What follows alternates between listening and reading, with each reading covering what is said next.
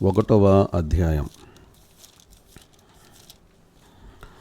1 నుండి 4 వచనాల వరకు చదువుకుందాం. దేవుడు ఏర్పరచుకొనిన వారి విశ్వాసం నిమిత్తమును నిత్య జీవమును గూర్చిన నిరీక్షణతో కూడిన భక్తికి ఆధారమగు సత్య విషయమైన అనుభవ జ్ఞానము నిమిత్తమును దేవుని దాసుడును యేసుక్రీస్తు అపోస్తులుడునైన పౌలు మనందరి విశ్వాస విషయములో నా నిజమైన కుమారుడగు తీతుకు శుభమని చెప్పి వ్రాయునది.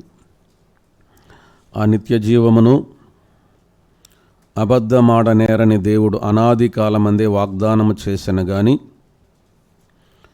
ఇప్పుడు మన రక్షకుడు అయిన దేవుని ఆజ్ఞ ప్రకారము నాకు అప్పగింపబడిన సువార్త ప్రకటన వలన తన వాక్యమును యుక్త కాలముల యందు బయలుపరచెను. తండ్రి అయిన దేవుని నుండి మన రక్షకుడైన క్రీస్తు యేసు నుండి కృపయు కనికరమును సమాధానమును నీకు కలుగునుగాక. ప్రార్థన. మహాఘనుడువును మహోన్నతుడువును ఆకాశ మహాకాశములు పట్టజాలని గొప్ప దేవ, ఘనతయు మహిమయు ప్రభావమునకు యోగ్యుడవు. మా శిరస్సు వంచి మీకు నమస్కరిస్తున్నాం. మీ ప్రియకుమారుడు మా ప్రభువును రక్షకుడునైన క్రీస్తు యేసు వారిని బట్టి మా హృదయపూర్వకమైన కృతజ్ఞతాస్తుతులు చెల్లిస్తూ ఉన్నాం. క్రీస్తులో మీరు మాకు అనుగ్రహించిన గొప్ప రక్షణ, నిత్య జీవముతో కూడిన నిరీక్షణకై కృతజ్ఞతాస్తుతులు చెల్లిస్తూ ఉన్నాం. విజయవాడలోని అప్పర్ రూమ్ క్రిస్టియన్ అసెంబ్లీని బట్టి మీకు స్తోత్రాలు. ఈ దినమందు స్థానిక సంఘ పరిశుద్ధులతో కూడా కలిసి నాయన రొట్టెవిరి చేకూడికలో పాలు పంపులు పొందే కృపనిచ్చారు. మీకు స్తోత్రాలు. స్థానిక సంఘాన్ని మీరు వర్ధిల్ల చేయండి, సరిహద్దులను విశాలపరచండి, నూతన ఆత్మలను చేర్చమని ప్రార్థన చేస్తున్నాం. ఈ సమయమందు జీవం గల మీ వాక్యము కొరకై మేము ఎదురు చూస్తూ ఉన్నాం. మీ పక్షమున నిలిచిన మీద ఆసుడు బలహీనుడు ప్రభువా, మీ కృప చేత బలపరచండి. ఎరిగిన దేవుడవు, ఆశతో మీ వైపు చూస్తూ ఉన్నాం. మీ సన్నిధి మమ్మ అనుభవింప చేయమని సమస్త ఘనత మహిమ ప్రభావములు మీకు ఆరోపిస్తూ జీవము గల మీ మాటల కొరకు ఆశతో ఎదురు చూస్తూ మీ ప్రియకుమారుడు మా ప్రభువును రక్షకుడునైన క్రీస్తు యేసు వారి నామము పేరట స్తుతులు స్తోత్రాలు చెల్లించుకుంటూ వేడుకుంటున్నాము తండ్రి. ఆమెన్. మహోన్నతుడైన జీవము గల దేవునికి ఘనతయు మహిమయు ప్రభావమును ఆరోపిస్తూ ఉన్నాం. చేరువచ్చిన పరిశుద్ధులందరికీ, పెద్దలు, పరిచారకులు, పనిచేస్తున్న విశ్వాసులందరికీ కూడా మన ప్రభువును రక్షకుడునైన క్రీస్తు యేసు వారి యొక్క నామంలో నా ప్రత్యేకమైన వందనాలు తెలియచేస్తూ ఉన్నాను. దాదాపు 25 సంవత్సరాల క్రితం జరిగిన ప్రమాదం, యాక్సిడెంట్. అది ఒక సువార్థికుని వద్దకు వెళ్ళి వస్తూ ఉండగా రాత్రి వేళ అడవి పందులు అడ్డం వచ్చాయి. దానివలన ప్రమాదం జరిగింది. అప్పుడు పడులు అమర్చారు. గత వారంలో వెల్లల చెరువులో పరిచర్య చేస్తూ ఉండగా విరిగిపోయింది. కనుక అందునిమిత్తమై అంబాజీపేటలో చికిత్స తీసుకున్నాను. ఈ దినం ఈ కూడిక అయిపోయిన తర్వాత వెళ్ళి ఆ పళ్ళు నాకు బిగిస్తారు. మాట్లాడటం కొంచెం కష్టం, మీకు అర్థమవుతూ ఉందనుకుంటాను. అయినా కొద్దిసేపు నన్ను మీరు భరించాలని ప్రభునామమున మనవి చేస్తూ ఉన్నాను. ప్రకాష్ అన్న గారు చాలా మార్లు ఆహ్వానించారు. సరే, ఈ వారం వస్తానని నేను మాట ఇచ్చాను. కనుక ప్రభు కృపను బట్టి మీ మధ్యలోనికి రావడం జరిగింది. దేవుని వాక్యాన్ని మనం ధ్యానం చేద్దాం. కాపరి పత్రికలలో ఒక పత్రిక తీతుకు వ్రాసిన పత్రిక. తిమోతికి 2, తీతుకు 1, ఫిలోమోనుకు కూడా ఒక పత్రిక వ్రాశాడు పౌలు గారు. క్రేతులో పెద్దలను ఏర్పాటు చేయాలని,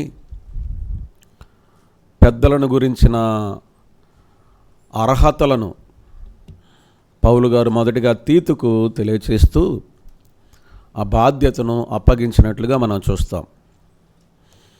కనుక ఈ పత్రికకు క్రేతులో తీతు అని కూడా మనం చెప్పవచ్చు.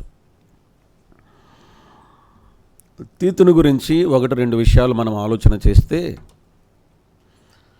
ఆయన పౌలు గారి యొక్క సువార్త యాత్రలో ఉన్నవాడు.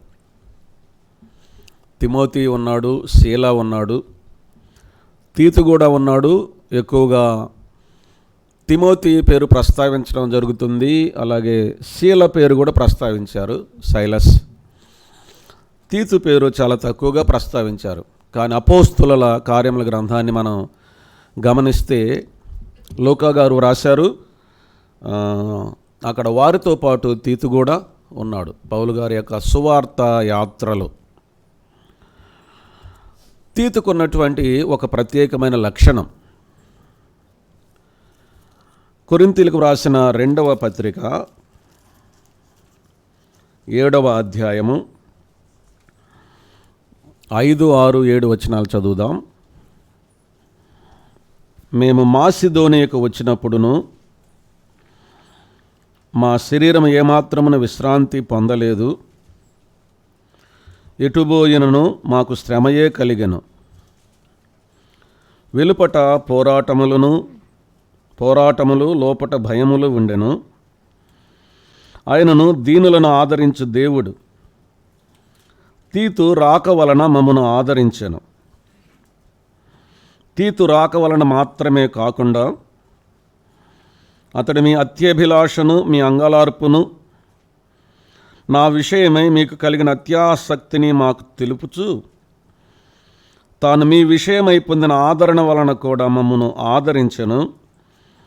గనుక నేను మరి ఎక్కువగా సంతోషించి తిని.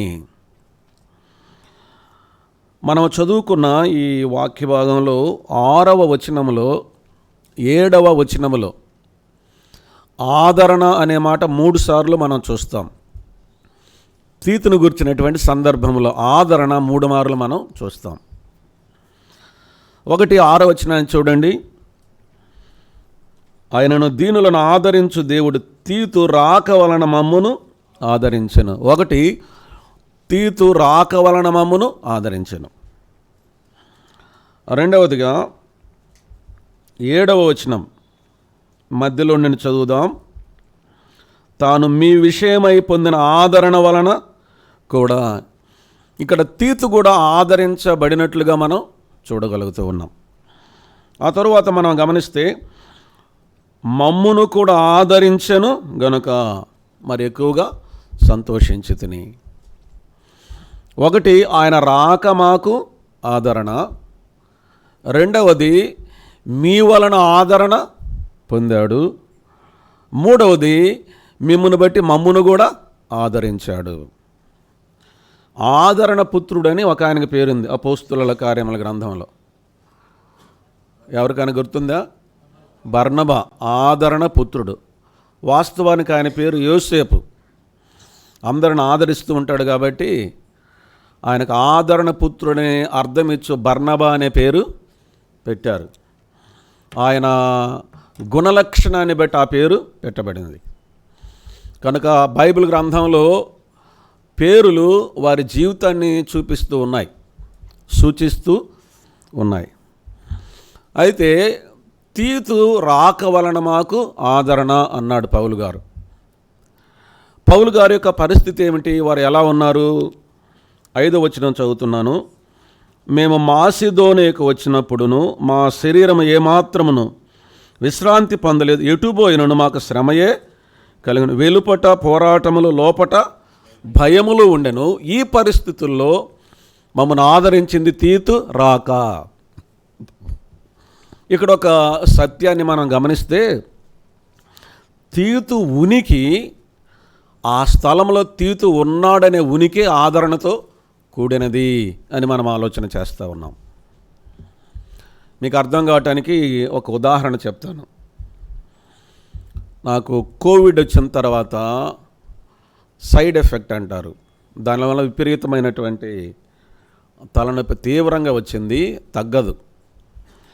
అందు విషయమై గుంటూరులో జాషువా గారి హాస్పిటల్కి వెళ్ళినప్పుడు ఆయన MRI scan, CT scan, MRI scan లేక సిటీ స్కాన్ చెప్పారు, కానీ ఎంఆర్ఐ కూడా తీయాలన్నారు. ఎంఆర్ఐ స్కాన్ అంటే అందరికి భయం చాలామందికి.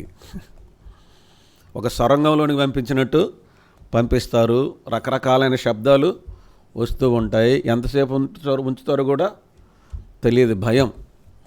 నేను విన్నాను, ఒక సహోదరిని ఎంఆర్ఐ స్కాన్ తీసి ఆ మిషన్లో నుంచి బయటికి తీసుకురాగానే చనిపోయిందంట పాప. కొంతమందికి భయం ఉంటుంది. నాకు తెలిసిన ఒక సోదరుడు ఉన్నాడు, సగం కాగానే కేకలు వేసాడంట, బయటికి తినని బయటికి లాగేశారు. అక్కడ మా చెల్లి, మా కజిన్ సిస్టర్ కుమారుడు నాని అని పనిచేస్తూ ఉన్నాడు. ఆ అబ్బాయి నాకు చెప్పిన మాట ఏమిటంటే, మామయ్య నీకేం భయం లేదు, నేను నీతో కూడా ఉన్నాను, లోపలికి ఎవరిని పోనీయరు, నేను నీ ప్రక్కనే ఉంటాను, నీకేం పర్వాలేదని చెప్పాడు. ఆ మిషన్లోనికి పంపించిన తర్వాత నా కాలు మీద అలాగే తన చేయి పెట్టి పూర్తిగా అయిపోయేంత వరకు అలాగే నిలబడ్డాడు. పూర్తిగా అయిపోయేంత వరకు నేను లోపల ఉండటం జరిగింది. నా ధైర్యం ఏమిటంటే, ఎవరున్నారు ప్రక్కన? నాని ఉన్నాడు. కానీ నాని మిషన్లోకి వెళ్ళలేదు, నాకు బదులుగా వెళ్ళింది నేనే. కానీ అతను అక్కడ ఉండటం వలన నాకేం కలిగింది? ఆదరణ కలిగింది. విశ్వాసులమైన మనం ఇతరులకు అటువంటి ఆదరణ కలిగించే వారంగా ఉండాలి. మన ఉనికి ఇతరులకు ఆదరణగా ఉండాలి. మన సంభాషణ, మీ సంభాషణ ఎల్లప్పుడూ ఉప్పు వేసినట్లు రుచికలదిగాను కృపాసహితముగాను ఉండవలను అని అన్నాడు. కనుక దేవుని వాక్యం చెప్పే మాట ఏమిటంటే, తీతుంటే చాలు, మాకు ధైర్యం. ఏ పరిస్థితుల్లో? వెలుపట శ్రమలు, లోపట భయం. ఈ పరిస్థితుల్లో తీతు ఒక అద్భుతమైనటువంటి ఆదరణ. తీతు ఎక్కడ ప్రసంగం చేసినట్లు మనం చూడలేదు, కానీ అందరూ ప్రసంగాలు చేయాల్సిన అవసరం లేదు, కొందరు ఉంటే చాలు. వీళ్ళు లేకపోతే బాగుండని ఎవరి గురించి అని అనుకున్నారా? ఏమో నాకు తెలియదు, కానీ ఆ సందర్భాలు ఉంటాయని కూడా నేను నమ్ముతున్నాను. ఓ దేవుని సేవకుడు ఇలాగ చెప్పాడు. ఆయన ఒకసారి వాక్యం చెప్తూ ఉంటే ఒక సహోదరుడు కనపడలేదంట మందిరంలో. ఆ సేవకుడు అనుకున్నాడంట, అతను రాకపోతేనే బాగుంది అనుకున్నాడంట, లేకపోతేనే మేలు అనుకున్నాడంట. క్రీస్తునందు ప్రియులారా, మన ఉనికి, మన సంఘానికి, మన తోటి వారికి, భయములో ఉన్నవారికి, శ్రమలో ఉన్నవారికి ఆదరణకరంగా ఉండాలి. మాట మనం గుర్తుపెట్టుకుందాం. తీతు యొక్క గుణలక్షణం. తీతు అనే పేరుకు అర్థం నాకు దొరకలేదు, ఒకవేళ మీకు ఎవరికైనా దొరికిందేమో నాకు తెలియదు, కానీ ప్రయత్నం చేశాను, కానీ ఆ పేరుకు అర్థం నాకు దొరకలేదు. కానీ అతని జీవితం ఇక్కడ కనిపిస్తూ ఉంది. ఆదరణ కలిగించేవాడు. శ్రమలున్నాయి, భయం ఉంది, ఒక వార్త వచ్చింది వాళ్ళ దగ్గరికి. ఏంటో తెలిసిన? తీతు వస్తున్నాడు. వారి గుండె నిండా ధైర్యం. ఆదరణ కలిగించే ఉనికి మనం కలిగి ఉండాలి. కొన్నిసార్లు మన సంభాషణ ఎక్కువ శాతం కొంతమందికి ఇబ్బందికరంగా ఉంటుంది. ఒక స్థానిక సంఘంలో ఒక పెద్ద ఉన్నాడట, మీరేమనుకోవద్దు చెప్తున్నాను, బాగున్నారు అంకుల్ వందనాలు అంటే, నేను బాగుంటా నీకు ఇష్టం లేదా అంటాడంట. సరే, ఎందుకు సమస్య? మౌనంగా ఉందాం, పలకరించకుండా అనుకుంటే ఎవరు పలకరించలేదు అంటాడంట. పలకరిస్తే ఒక బాధ, పలకరించకపోతే మరొక బాధ. అది దేవుని పిల్లల సంభాషణ విధానము కాదు. కనుక మన ఉనికి మనం ఎక్కడైతే ఉన్నామో మన తోటి వారికి, మన విశ్వాసులకు ఎలా ఉండాలి? ఆదరణ కలిగించేదిగా ఉండాలి. రెండవది అక్కడ మనం గమనిస్తే రెండో మాట, అతడు మీ వలన పొందిన ఆదరణ అని అన్నాడు. చూడండి, చాలా మంచి మాటలు ఉన్నాయి అక్కడ 7వ వచనంలో. తీతు రాక వలన మాత్రమే కాకుండా అతడు మీ అత్యభిలాషను, మీ అంగలార్పును, నా విషయమై మీకు కలిగిన అత్యాశక్తిని మాకు తెలుపుచు తాను మీ విషయమై పొందిన ఆదరణ వలన. గమనించారండి, ఇక్కడ తీతుకు ఆదరణ కలుగుతూ ఉంది. తీతు యొక్క ఆదరణకు కారణం ఏంటి? అది ముఖ్యమైనటువంటి విషయం. వారికి ఇప్పట్లాగా సౌకర్యాలు లేవు. దేవుని సేవకులు వస్తే, ఎవరైనా వస్తే చక్కగా ఆహ్వానించి అన్ని ఏర్పాట్లు చేస్తూ ఉన్నారు దాదాపుగా, చక్కగా అన్ని, ఏ కొరత కూడా లేకుండా. ఆ రోజుల్లో ఈ పరిస్థితి లేదు. తీతు కొరింథీ సంఘానికి వెళ్ళినప్పుడు తీతుకు ఆదరణ కలిగించిన విషయం ఏమిటి అంటే, అక్కడ మీ అత్యాభిలాషను, మీ అంగలార్పును, నా విషయమే మీకు కలిగిన ఆసక్తిని మాకు తెలుపచ్చు. ఒక్క మాట ఇక్కడ మనం పట్టుకుందాం, మీ అంగలార్పును అని అన్నాడు. ఇలాగ ఆలోచన చేద్దాం. వారి అంగలార్పు తీతుకు ఆదరణ కలిగించింది. ఏమిటి అంగలార్పు? మొదటి పత్రిక మనం గమనిస్తే, కొరింథీయులకు రాసిన మొదటి పత్రిక, ఒక స్థానిక సంఘంలో ఉండకూడని అవలక్షణాలన్నీ ఉన్నాయి కొరింథీ సంఘంలో. జ్ఞానమును గురించిన అతిశయం, ధనమును గూర్చిన అతిశయం, బలమును గూర్చిన అతిశయం, మరొక వైపు భయంకరమైన జారత్వము, మరొక వైపు న్యాయస్థానాలకు తీర్పు కోసం వెళ్ళడం, మరొక వైపు అల్లరి. ఈ పరిస్థితులన్నీ పౌలు ఎరిగినవాడై కొరింథీయులకు చాలా ఘాటుగా పత్రిక వ్రాశాడు. ఒక చోట అంటాడు, బెత్తముతో నేను మీ వద్దకు రావలనా అని అంటాడు. కొన్నిసార్లు బెత్తం అవసరమే, అది ప్రేమతో కూడినదై ఉండాలి. ఎలాగంటే, తల్లిదండ్రులు పిల్లల మీద బెత్తం ఎందుకు కొడతారు చెప్పండి? క్రమశిక్షణ చేయటానికి. ఇంకా ఒక మాటలో ఆలోచన, ప్రేమతో. బెత్తము ప్రేమ గుర్తు పెట్టుకోండి. కొన్నిసార్లు వాళ్ళు సవరించబడితే మేలు. లోపల ప్రేమించట కంటే బహిరంగముగా గద్దించట మేలు. మేలు కోరి స్నేహితుడు గాయము చేయను, పగవాడు లెక్కలేనన్ని ముద్దులు పెట్టుకొనును అనింది. అందుకే పౌలు అంటాడు, వాళ్ళ మీద ఉన్న స్వాతంత్ర్యం అంటాడు, నేను మీకు బెత్తముతో మీ వద్దకు రావాలనా. చాలా దుఃఖంతో, బాధతో పౌలు గారు పత్రిక వ్రాసినప్పుడు ఇక్కడ మన అంగలార్చారు వాళ్ళు. చూసారా ఎంత సానుకూలంగా తీసుకున్నాడో చూడండి దేవుని వాక్యాన్ని. వాళ్ళు కొంతమంది నాకే చెప్పారు అని అంటారు. అదంత సంతోషకరమైన విషయం, నీకు దేవుడు వాక్యం చెప్పాడంటే. సానుకూలంగా తీసుకొని వారికి ఉన్న పరిస్థితులను బట్టి, వారు చేసిన పాపాన్ని బట్టి అంగలార్చారు. అంగలార్చటం అంటే ఏడుపు కంటే పెద్ద మాట అన్నమాట, సూపర్లేటివ్ డిగ్రీ అని అంటారు. అంగలార్చిన కొరింథీ సంఘం వారి పాపాన్ని బట్టి, వారి బలహీనతను బట్టి. దాని గురించి చదువుదాం చూడండి. 7వ అధ్యాయము 9వ వచనం, 8వ వచనం నుండి కూడా చదివే సహాయకరం. నేను వ్రాసిన పత్రిక వలన మిమ్మల్ని దుఃఖపెట్టినందున విచారపడను. నాకు విచారము కలిగినను ఆ పత్రిక మిమ్మల్ని స్వల్పకాలము మట్టుకే దుఃఖపెట్టినని తెలుసుకొని ఉన్నాను. మీరు దుఃఖపెడుతురని సంతోషించట లేదు, కానీ మీరు దుఃఖపడి మారు మనసు పొందుతారని ఇప్పుడు సంతోషించుచున్నాను. ఏలనగా ఏ విషయంలోనైనను మా వలన మీరు నష్టము పొందకుండుటకై దైవ చిత్తానుసారముగా దుఃఖపడితిరి. వారిలో ఆత్మీయమైనటువంటి పరివర్తన వచ్చింది. వారి బలహీనతలను బట్టి, వారి అతిక్రమాలను బట్టి, వారి పాపాన్ని బట్టి పశ్చాత్తాప పడ్డారు, అంగలార్చారు. పాపమును గురించిన అంగలార్పు, ఈ మాట మనకు అర్థం కావాలి.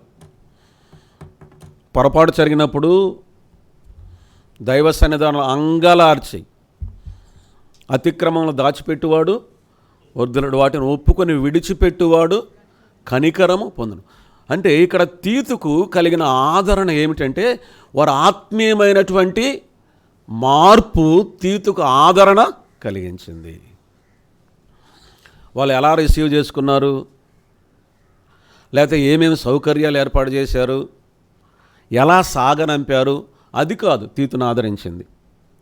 తీతును ఆదరించిన ఇక్కడ ఒక అద్భుతమైన విషయం ఏంటంటే, ఆత్మీయమైన విషయము తీతును ఆదరించింది. ఇతరుల ఆత్మీయత మనకు ఆదరణకరంగా ఉండాలి, ఉంటుంది దేవుని ప్రజలైనటువంటి వారు. తీతుకు ఆదరణ కలిగింది ఏ విషయంలో అంటే, కొరింథీయుల యొక్క మార్పు, కొరింథీయుల యొక్క పశ్చాత్తాపం, కొరింథీయుల యొక్క అంగలార్పు. ఆ తరువాత మూడవదిగా మనం గమనించినట్లయితే, మరలా చదువుదాం చూడండి, 7వ వచనం.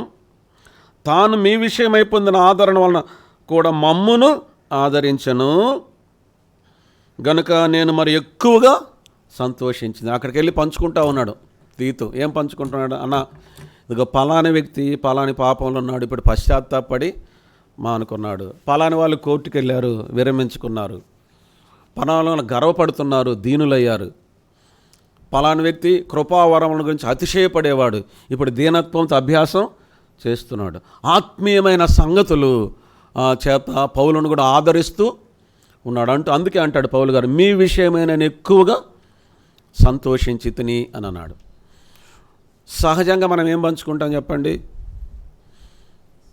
పరీక్షలో పాస్ అయితే మంచిదే కాదని నేనన్నా, ఉద్యోగం వస్తే, వివాహం అయితే, ఒక ఇల్లు కట్టుకుంటే, లేక భౌతికమైన ఏదైనా సమకూడితే సంతోషంగా చెప్పుకొని ఆనందిస్తూ ఉంటాం. ప్రభును స్తుతించాలి, తప్పులేదు, మంచిదే. కానీ మరి విశేషంగా ఆత్మ సంబంధమైన విషయాలను గురించి, లేక ఆత్మీయమైన విషయాలను గురించి ఒకరికొకరు పంచుకుంటే ఆత్మీయమైన బలాన్ని కలిగిస్తుంది. యాకోబు పత్రిక రాస్తే ఏమన్నాడు?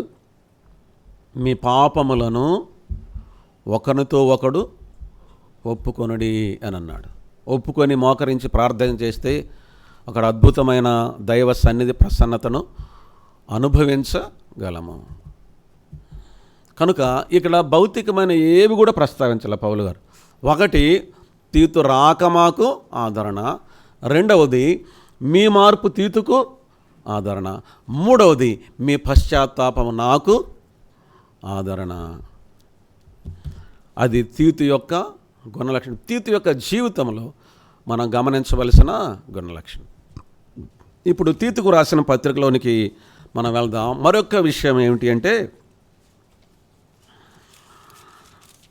కుమారులుగా ప్రస్తావించబడ్డారు తిమోతి, తీతు కూడా. నా నిజ కుమారుడైన తిమోతి అని, నా నిజ కుమారుడైన తీతు అని తీతుని గురించి కూడా పౌలు ప్రస్తావించాడు. మరొక విషయం నేను ఇలాగ అనుకుంటున్నాను, తీతు ఆత్మీయమైన పరిపక్వత గలవాడు. కారణం ఏమిటంటే, పెద్దలను ఏర్పాటు చేసే బాధ్యత అప్పగించబడింది. అది మామూలు బాధ్యత కాదు, సాధారణమైన బాధ్యత కాదు. అదొక విశేషమైనది, చాలా ముఖ్యమైనది, సంఘానికి చాలా అవసరమైన ఒక పెద్ద బాధ్యత తీతునకు అప్పగించబడింది. అంటే తీతు యొక్క ఆత్మీయమైన పరిపక్వత ఎంత గొప్పదో మనము ఆలోచన చేయగలం. తిమోతికి ఆ బాధ్యత అప్పగించబడింది, తీతుకు ఆ బాధ్యత అప్పగించబడింది. నీవు క్రేతులో పెద్దలను ఏర్పరచము తీతు అని ఆ పెద్దల యొక్క అర్హతలను, గుణలక్షణాలను పౌలు గారు తెలియజేస్తూ తీతును పంపించినట్లుగా మనం చూడగలం. అయితే మనం చదువుకున్న ఈ వాక్య భాగంలో మనకున్న కొద్ది సమయంలో ఒక తలంపు మీ మనసులో ఉంచి నేను ముగించాలని ఆశపడుతూ ఉన్నాను. రెండవ వచనాన్ని చదువుతున్నాను చూడండి. నిత్య జీవమును గూర్చిన నిరీక్షణతో కూడిన భక్తికి ఆధారమగు సత్య విషయమైన అనుభవ జ్ఞానము నిమిత్తము. గమనించండి, నిత్య జీవము, నిరీక్షణ, భక్తి, సత్యము, అనుభవ జ్ఞానం. ఇవి ఎవరివి? 1వ వచనంలో దేవుడు ఏర్పరచుకొనిన వారి విశ్వాసము నిమిత్తమును. దేవుడు ఏర్పరచుకొనిన వారి యొక్క విశ్వాసములో ఈ ఇంగ్రీడియంట్స్ ఉంటాయి, ఈ లక్షణాలు ఉంటాయి. మొట్టమొదటిగా మనం గమనిస్తే నిత్య జీవమును గూర్చిన, నా మాట విని నన్ను పంపిన వాని యందు విశ్వాసముంచువాడు నిత్య జీవము గలవాడు. వాడు తీర్పులోనికి రాక మరణములో నుండి జీవములోనికి దాటి ఉన్నాడు. మనం నిత్య జీవమునకు వారసులం. రెండవదిగా ఆ నిత్య జీవము కోసం ఎదురు చూస్తున్నాం, అదే నిరీక్షణ. నిత్య జీవమునకు వారసులము, ఆ నిత్య జీవం కోసం ఎదురు చూస్తూ ఉన్నాము. అదే ఇక్కడ మనం చదువుతున్నాం కదా, నిత్య జీవమును గూర్చిన నిరీక్షణతో కూడిన. దేవుని వాక్యాన్ని మనం పరిశీలన చేసినట్లయితే క్రైస్తవ నిరీక్షణ, నిత్య జీవం ఉంది మనకు, క్రైస్తవ నిరీక్షణ. ప్రాముఖ్యంగా క్రైస్తవ నిరీక్షణ ఏంటి? దేవుని వాక్యాన్ని మనం పరిశీలన చేస్తే ప్రభువైన యేసుక్రీస్తు వారి యొక్క రాకడ, సంఘము కొరకైన రాకడ. అందుకే రోమీలకు రాసిన పత్రిక 12:12లో పౌలు గారు అంటాడు, నిరీక్షణ గలవారై సంతోషించుచు, శ్రమయందు ఓర్పు గలవారై, ప్రార్థనయందు పట్టుదల కలిగి ఉండి. ఈ నిరీక్షణ కలిగి ఉన్న వారికంటే ప్రభు యొక్క రాకడ కొరకు ఆశతో ఎదురు చూసేవారికి కూడా కిరీటం ఉందని చెప్పాడు పౌలు గారు తిమోతికి రాసిన 2వ పత్రికలో. నా మంచి పోరాటము పోరాడి తిని, నా పరుగు కడముట్టించి తిని, విశ్వాసమును కాపాడుకొంటిని, నా కొరకు నీతి కిరీటము ఉంచబడి ఉన్నది, అది నాకు మాత్రమే కాక తన రాకడను అపేక్షించు వారికి అందరికీ అనుగ్రహించను. కనుక ప్రభు రాకడ కొరకు ఆశతో నిరీక్షించే వారికి ఏమిస్తాడంట? ప్రభు నీతి కిరీటము అని అన్నాడు. ప్రభు రాకడ కొరకు ఎదురు చూస్తున్నామా? ఆలస్యమైతే బాగుండు అనుకుంటున్నామా? ఇక్కడ ఏం చెప్పాడంటే, ఒకటి మనకు నిత్య జీవము ఉంది, రెండవది అందరి గురించి నిరీక్షణ కలిగి ఉన్నాము. అయితే ఆ తర్వాత సత్య విషయమైన అనుభవ జ్ఞానం. సత్య విషయమైన అనుభవ జ్ఞానమే నిత్య జీవమును గురించి నిరీక్షణతో కలిగి సత్య విషయమైన అనుభవం కలిగి ఉండటమే భక్తి. ఇప్పుడు చదువుతున్నాను చూడండి ఆ మాట 2వ వచనంలో, నిత్య జీవమును గూర్చిన నిరీక్షణతో కూడిన భక్తికి ఆధారమగు సత్య విషయమైన అనుభవ జ్ఞానము. మనకిక్కడ కేంద్రము, ఇక్కడ మన తలంపు భక్తి మీద. భక్తి జీవితం. ఈ భక్తి గురించి మనం ఆలోచన చేస్తే, ఒకటి ముందుగా భవిష్యత్తులో ఏముందంటే నిత్య జీవం ఉంది, దానికోసం నిరీక్షిస్తూ ఉన్నాము. ఆ భక్తికి ఆధారం, భక్తి జీవితాన్ని జీవించడానికి ఆధారం ఏమిటంటే సత్య విషయమైన అనుభవ జ్ఞానము. భవిష్యత్తులో ఉంది, తర్వాత మనం చేయవలసినవి ఉన్నాయి. దానికి ఆ భక్తికి ఆధారం ఏమిటంటే సత్య విషయమైన అనుభవ జ్ఞానము అని అన్నాడు. భక్తి జీవితం రావడం పోవడం కాదు. చాలామందికి భక్తి అంటే ఏంటో తెలిసిన, ఆదివారం రావడం పోవడం అదే భక్తి. రొట్టె పాత్ర అదే భక్తి. ఒక్కసారి ఆదివారం వచ్చి రొట్టెలో పాత్రలో పాలు పంపులు పొందితే ఇక వారం అంతటికీ ఇంకా నాకేం పర్వాలేదని అనుభూతి కలిగిన వాళ్ళు ఉన్నారు. కొంతమందికి ఆదివారము మందిరానికి వెళ్ళకపోతే నెమ్మది ఉండదు. మంచిది, కానీ విచిత్రం ఏమిటంటే అదే భక్తి అనుకుంటున్నారు. వెళితే చాలు, ఆ రోజు కనుక వెళ్ళి మనం ఆ కొంచెం సేపు కూర్చొని వస్తామా ఎంత నెమ్మదిగా ఉంటుంది. వెళ్ళాలి, ప్రశాంతత ఉంటుంది, సంతోషం ఉంటుంది, నెమ్మది ఉంటుంది. కానీ అది మాత్రం భక్తి కాదు, అది మాత్రమే భక్తి కాదు, అది మాత్రమే భక్తి అనుకుంటున్నారు. అది ఇక్కడ విచిత్రమైనటువంటి విషయం. చాలామంది అందుకే మెల్లమెల్లగా నామకార్థ స్థితిలోనికి వెళ్ళిపోతున్నారు. గలతీయులకు పౌలు గారు రాస్తే ఏమన్నాడంటే, ఓ అవివేకులైన గలతీయులారా అని రాశాడు. 3వ అధ్యాయం 1వ వచనంలో. ఏమనుకోవద్దు, ఇంగ్లీష్లో బాగుంటుంది అన్నమాట. ఓ ఫూలిష్ గలేషియన్స్ అని అంటాడు.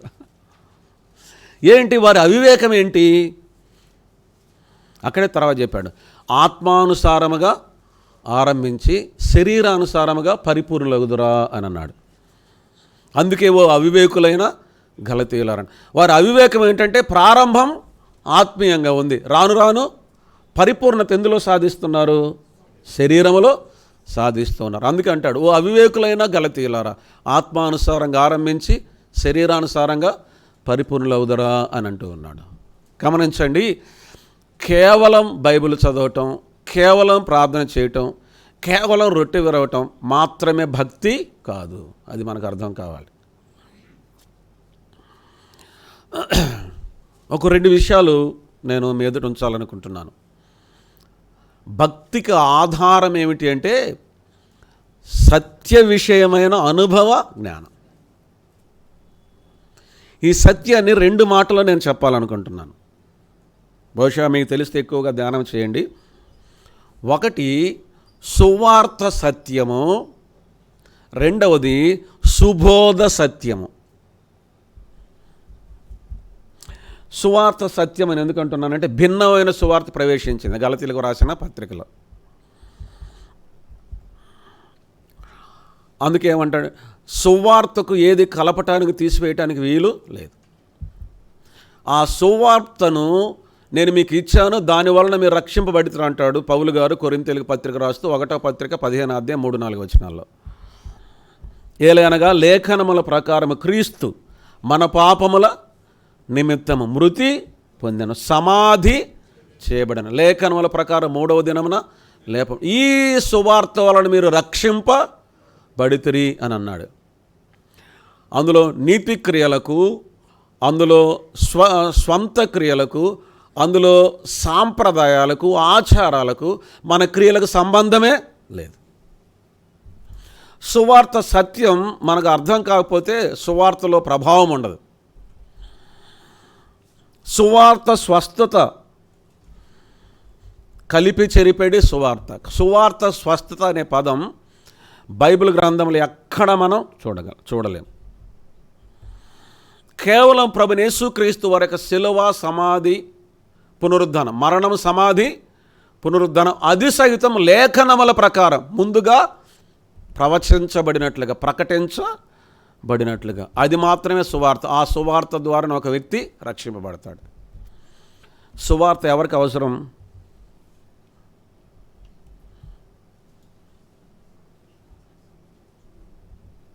సువార్త ఎవరికి?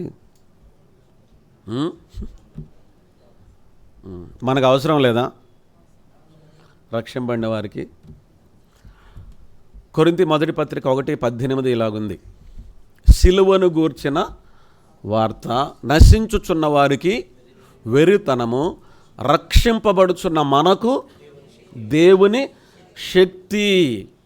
విశ్వాస యొక్క 3 కాలాలు, భూత, వర్తమాన, భవిష్యత్ కాలాలు.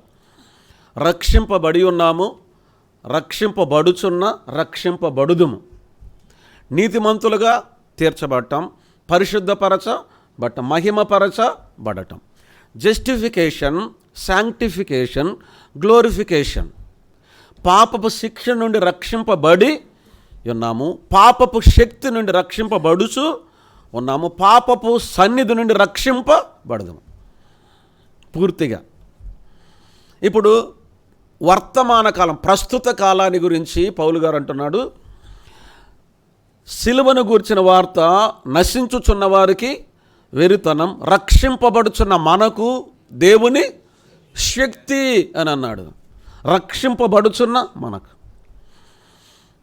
క్రీస్తునందు ప్రియమైన సహోదరులారా, సహోదరులారా, ఈ సందర్భంలో ఒక మాట నేను మీకు చెప్పాలనుకుంటున్నాను. క్రీస్తును గురించిన శిలువ ధ్యానం ఎప్పుడు మన హృదయాల్లో ఉండాలి. అది మనం పరిశుద్ధంగా జీవించడానికి సహాయం చేస్తుంది. ఈ దినాలలో అనేక మంది పవిత్రతను కోల్పోతూ, పరిశుద్ధతను కోల్పోతూ అపవిత్రమైన జీవితాలు జీవిస్తున్నారంటే నమ్యం అయిపోయింది, ఇంకేం పర్వాలేదు అనుకుంటూ ఉన్నారు.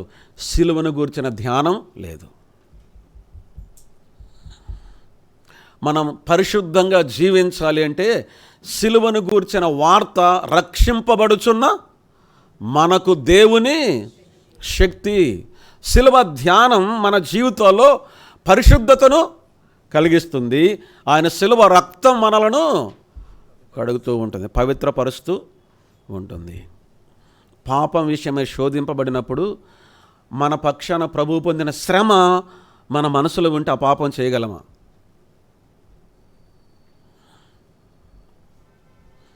నా మాటలు అర్థమైందండి? నా ఆలోచనతో చేసిన పాపము నిమిత్తమై పాపమును శోధిస్తుంటే యేసుక్రీస్తు ప్రభువారు పొందిన ఆ ముళ్ళ కిరీటం నా మనసులో ఉంటే నా ఆలోచనలు పవిత్రపరచబడవా? నా కళ్ళ విషయంలో శోధింపబడుతూ ఉంటే క్రీస్తు సృష్టికర్త ముఖం మీద ముసుగు వేశారే, ఆ ధ్యానం నన్ను కాపాడదా? పాపపు శోధనలో పడి పరిగెడుతూ ఉంటే ఆయన కాళ్ళలో చేతుల్లో పొందిన మేకులు మనల్ని శోధన నుంచి కాపాడవా? ఆలోచన చేద్దాం. ఒక చిన్న తలంపు మాత్రమే. శిలువ ధ్యానం, క్రీస్తు శిలువ శ్రమలు, ఆయన మనవ చేసిన పాపం ఎంతగా శ్రమ పడ్డాడో మన మనసులో ఉంటే పాపం నుండి మనల్ని మనము కాపాడబడగలము. శిలువ ధ్యానం అది లేకనే చాలామంది తొట్టిల్లిపోతున్నారు, శోధనలో పడిపోతూ ఉన్నారు. శోధింపబడటం పాపము కాదు, శోధనలో పడటం పాపం. సిలువను గూర్చిన వార్త రక్షింపబడుచున్న మనకు ఒకటి సువార్త సత్యము, రెండవది సుబోధ సత్యము. ప్రస్తుతం అపాయకరమైన కాలాలు ఏమిటి అంటే దుర్బోధలే. ఇద్దరున్నారు, వాళ్ళకి బాగా సరిపోద్ది. రెండు రకాల వాళ్ళు ఎవరంటే దురద చెవులు గలవారు, దుర్బోధకులు. వీళ్ళిద్దరికి బాగా సెట్ అవుద్ది అనమాట.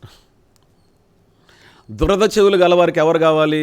దుర్బోధకులు కావాలి. దుర్బోధకులకు ఎవరు కావాలి? దురద చెవులు కలవారు. అనారోగ్యకరమైన బోధ, కలిపి చెరిపెడి బోధ, స్వార్థపూరితమైన బోధ.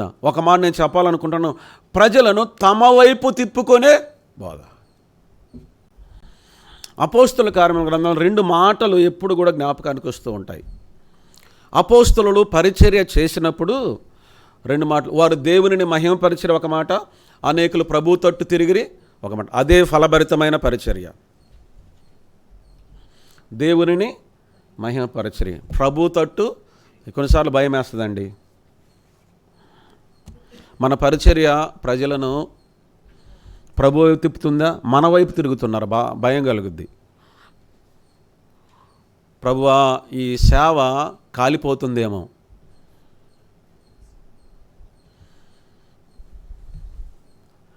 ప్రజలను ప్రభు వైపు తిప్పకపోతే కాలిపోయే సేవ.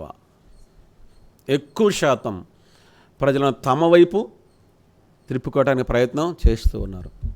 ఏదైనా ఒక ఆచారం, విశ్వాసులు కూడా ఆచరిస్తున్నారు కదా, మూఢనమ్మకాలు, ఆచారాలు. ఏదైనా ఒక ఆచారం విషయంలో కొంతమంది ఎలా అనుకుంటారంటే, ప్రకాశాన్ని ఏమని అనుకుంటాడేమో, సూర్యప్రకాశరావు గారు ఏమని అనుకుంటారేమో అని అనుకుంటారు. కానీ మనం చూడవలసింది ఎవరి వైపు? దేవుని వైపు. మన పరిచర్య ప్రజలను ప్రభు వైపు తిప్పాల్సిందే, కానీ మన వైపు తిప్పుకుంటే ఓడిపోయినట్టే లెక్క. అంతే మన పరిచర్య. మనుషులు ఏమనుకుంటారు? కానీ ఒకసారి చెప్పాల్సి వచ్చింది, భయం వేస్తుంది మిమ్మల్ని చూస్తుంటే. నన్ను బట్టి మీరు భయపడి కొన్ని మానుకుంటున్నారు, అవసరం లేదు. ఎవరి వైపు చూడాలి? ప్రభు వైపు.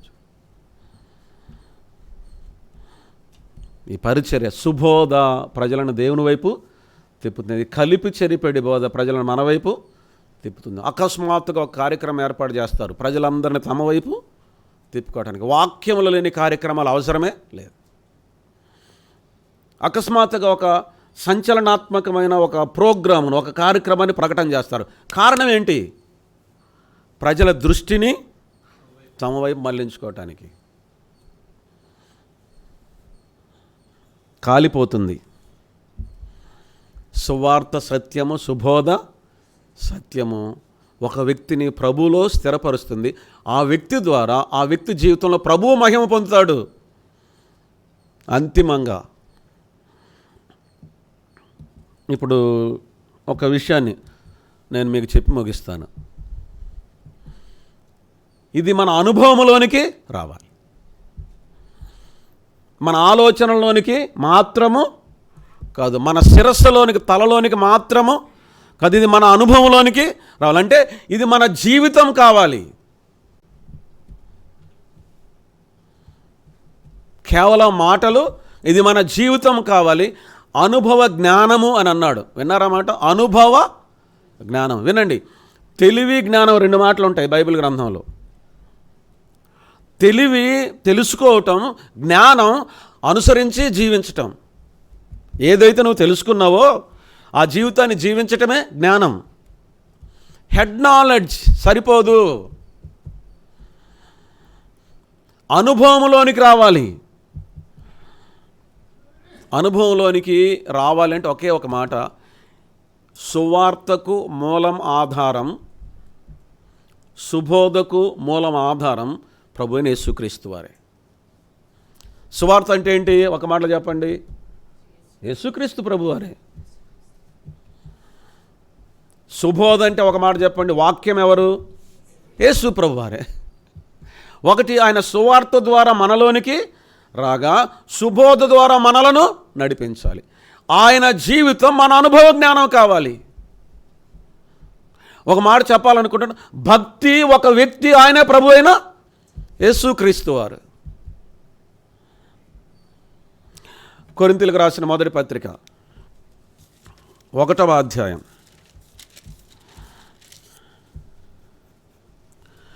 31వ వచనం చదువుతున్నాను చూడండి.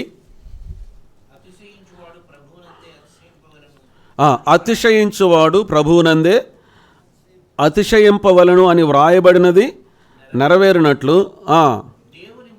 దేవుని మూలముగా ఆయన మనకు జ్ఞానమును, నీతియు, పరిశుద్ధతయు, విమోచనము నాయను. ఆయన ఇవ్వడం కాదు, జ్ఞానం తలా కొద్దిగా పంచటం, నీతి తలా కొద్దిగా పంచటం, పరిశుద్ధత తలా కొద్దిగా ఇవ్వడం కాదు. ఆయనే జ్ఞానం, ఆయనే నీతి, ఆయనే పరిశుద్ధత, ఆయనే విమోచన, అనుభవం. భక్తి ఇక్కడ ఒక వ్యక్తి, ఆయన ప్రభు అయిన యేసుక్రీస్తు వారు. ఆయనే మన జీవితం యొక్క అనుభవం కావాలి. భక్తికి ఆధారం సత్యమును గురించిన అనుభవ జ్ఞానం. క్రీస్తు జీవితం మన జీవితం కావాలి. సిమియోను ప్రభువైన యేసుక్రీస్తు వారిని తన చేతుల్లో ఎత్తుకొని ఈ మాట అన్నాడు. ఏమన్నాడంటే, దేవా, నీ రక్షణను నేను కన్నులారా, రక్షకుడిని అని కూడా అనలేదు అక్కడ. ఏమన్నా రక్షణను అని అన్నాడా, రక్షకుడిని అని అన్నాడా? నీ రక్షణను నేను కన్నులారా. ఎవరా రక్షణ? ప్రభు అయిన క్రీస్తుని కలిగి ఉండటమే రక్షణ. ఆయన తలా కొంచెం పంచి ఇవ్వటం కాదు, ఆయనే రక్షణ, ఆయనే మన భక్తి. ఇక్కడ భక్తి ఒక వ్యక్తి, ఆయన మన అనుభవం కావాలి. ఆయన ప్రభు అయిన యేసుక్రీస్తు వారు. ఎప్పుడైతే ఆయన మన అనుభవం జ్ఞానం అవుతాడో, ఆ వ్యక్తే మన భక్తి ఎప్పుడు అవుతాడో, అప్పుడు ఫలితం ఏంటో తెలిసిన? మొట్టమొదట అంతియోకయలో శిష్యులు ఏమనబడ్డారు? క్రైస్తవులు అనబడిరి. అంటే వారు చెప్పుకోలేదు, క్రైస్తవులని పేరు వారికి వచ్చింది ఇతరుల ద్వారా. అది హేళన కానివ్వండి, హృదయపూర్వకంగా కానివ్వండి. కారణం ఏంటి? వారి భక్తికి ఆధారం క్రీస్తు. వారి భక్తి క్రీస్తు అనే వ్యక్తి కనుక వాళ్ళు క్రైస్తవులని పిలువబడ్డారు. సత్యమును గురించిన అనుభవ జ్ఞానం, రావడం పోవడం కాదు.